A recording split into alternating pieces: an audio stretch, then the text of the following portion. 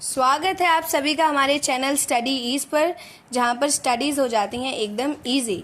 तो आइए हम लोग आज की वीडियो पब्लिक एडमिनिस्ट्रेशन यानी कि लोक प्रशासन के बारे में जानेंगे। उससे जुड़े कुछ इम्पॉर्टेंट एमसीक्यूज सॉल्व करेंगे और अपने मार्क्स को गारंटीड कर लेंगे। तो आइए आज की वीडियो शुरू करते हैं कुछ नए एमसीक्यूज के साथ। औद्योगिक समाजों में पाए जाने वाले लोक प्रशासन का लक्षण नहीं है विविक प्रशासक। नवीन लोक प्रशासन का लक्षण है संवेदनशीलता। नवीन लोक प्रशासन का लक्षण नहीं है मूल मुक्तता, दक्षता और तटस्थता, इनमें से सभी। नवीन लोक प्रशासन के समर्थकों का नारा नहीं है दक्षता। नवीन लोक प्रशासन का सर्वाधिक जोर है सामाजिक समानता पर। वह कौन सा विद्वान लेखक है जिसे संगठन के पुराने सिद्धांत कहावतों यानी कि प्रोवर्ब्स के रूप में दिखाई पड़े? तो हर्बर्ट साइमन को हम लोग ऐसे याद कर सकते हैं कि साइमन जो है वो बाहर से आए थे और उन लोग की इंग्लिश बहुत अच्छी थी, दैट्स वाई उन्होंने प्रोवर्ब्स का बहुत ज़्यादा इस्तेमाल किया है।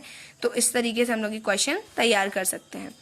नवीन लोक प्रशासन की दृष्टि से निम्नलिखित में से कौन सी रिपोर्ट महत्वपूर्ण है?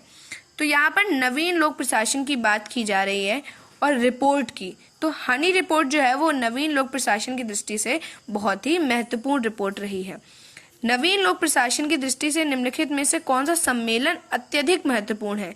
यहाँ पर नवीन लोक प्रशासन में सम्मेलन की बात की जा रही है। तो सम्मेलन था मिन्नो बुक सम्मेलन।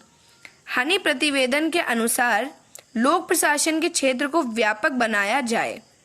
मिन्नो बुक सम्मेलन का विचारणीय विषय था परिवर्तनशील समाज में लोक प्रशासन की भूमिका। नवीन लोक प्रशासन का मुख्य जोर है पद सौंपनीय धारणा तर्कसंगत नहीं है। लोक प्रशासन को राजनीति विज्ञान से पृथक अनुशासन माना जाना चाहिए। भावी प्रशासकों को व्यावसायिक प्रशिक्षण संस्थानों में प्रशिक्षित किया जाना चाहिए। ये तीनों ही उत्तर सही हैं। नवीन लोक प्रशासन की प्रमुख प्रवृत्ति है समता के प्रति उन्मुखता, लोकतांत्रिक उन्मुखता, जन भागीदारी, ये सभी। नवीन लोक प्रशासन की दृष्टि से महत्वपूर्ण सम्मेलन था। तो हम लोगों ने पढ़ा था कि नवीन लोक प्रशासन की दृष्टि से एक महत्वपूर्ण सम्मेलन था मिन्नो बुक सम्मेलन, लेकिन अगर वो ऑप्शंस में ना हो तो हम लोग फिलाडेल्फिया सम्मेलन पर टिक करेंगे। नवीन लोक प्रशासन का अत्यधिक जोर है सामाजिक समता पर। नवीन लोक प्रशासन के समर्थकों में अग्रणी हैं वॉल्डो। नवीन लोक प्रशासन के समर्थकों में प्रमुख नाम है फ्रैंक मैरिनी का। पुरातन लोक प्रशासन में जोर दिया जाता था कार्यकुशलता पर, मितव्ययिता पर, मूल मुक्तता पर, इनमें से सभी पर। फिलाडेल्फिया सम्मेलन में स्पष्ट रूप से यह धारणा बनी कि लोक प्रशासन के अध्ययन की कठोर सीमाएं तय करना गलत होगा। नीति और प्रशासन के बीच द्विविभाजन ठीक नहीं है। पद सोपान के स्थान पर संगठनात्मक नवीनता एवं प्रबंधक नमनीयता उचित है। ये तीनों धारणाएं सही हैं।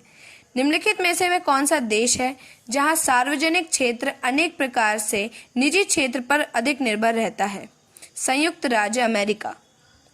वह कौन सा देश है जहां सार्वजनिक क्षेत्र का प्रसार पिछले कुछ वर्षों से कम होता जा रहा है? तो ऐसा देश है भारत। निजी प्रशासन से तात्पर्य है गैर सरकारी संस्था का व्यक्ति द्वारा निजी लाभ के लिए किए जाने वाले कार्य। वह कौन सा विचारक है जो मानता है कि प्रशासन के मूल तत्व प्रायः एक से ही रहते हैं, चाहे वह निजी क्षेत्र में हो या सार्वजनिक क्षेत्र में? तो ऐसा हेनरी फ्योल मानते हैं। अब हमारे सामने अनेक प्रकार के प्रशासन विज्ञान नहीं है, केवल एक ही ऐसा प्रशासन है जिसे सार्वजनिक और निजी मामलों समान से अच्छी तरह उपयोग में लाया जा सकता है। यह कथन किसका है? तो यह कथन भी हेनरी फ्योल का है।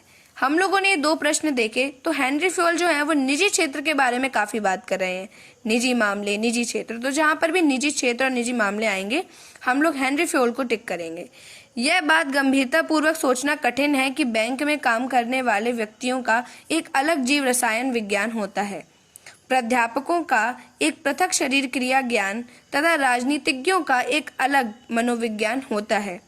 वस्तुतः ये सब व्यक्तियों के लिए समान रूप से एक जैसे ही होते हैं। यह कथन किसका है?